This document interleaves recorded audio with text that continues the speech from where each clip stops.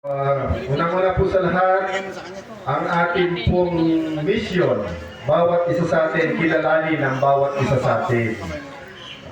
In-introduce po ako ng ating kapatid.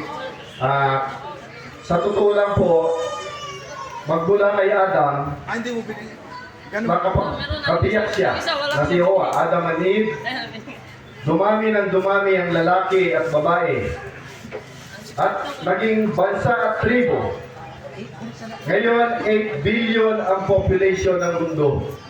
More or less 200 countries. Lahat po tayo sagradong magkakapatid. Totoo po hindi? Totoo hindi? Galing tayo sa isang lalaki at sa isang ina. Hanggang ngayon, hindi nagbabago ang mission natin. Pare-pareho.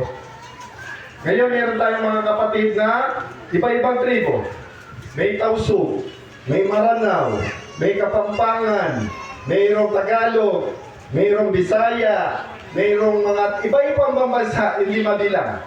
Wala tayong layunin at mission kung paano kilalanin ang bawat isa sa atin.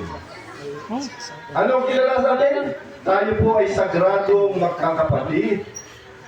Yan po ay pananagutan natin sa bawat isa. Ang salita ng tagapaglikha, walang Kristiyano, walang Hudyo, walang Muslim. Ya ayuhan nas. Yung mga taong ya ayuhaladina amanu. Yung mga taong naniniwala, trabaho nila kung paano pagkaisaan ang mga iba-ibang tribo.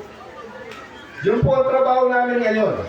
Trabaho nyo, trabaho natin, paano kilalanin ang bawat isa sa atin. Ha? Mismong mag-asawa, hindi makakilala. Mag-asawa na, hindi makakilala. Ha? Kasi kapag kilala mo ang lalaki at babae, magkakilala na tayo, iisa lamang ang ating layunin. Magbigay po ako ng halimbawa.